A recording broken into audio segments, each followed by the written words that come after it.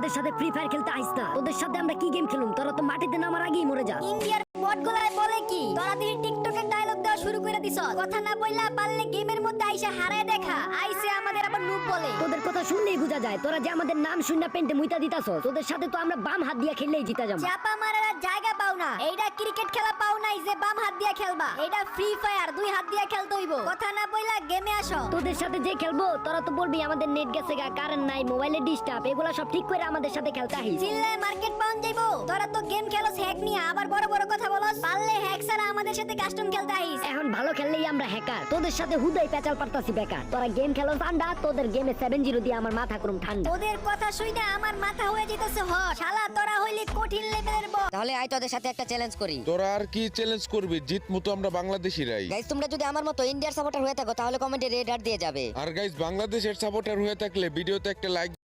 কিরে বাংলাদেশের নুবের বাচ্চারা, আমাদের সাথে ফ্রি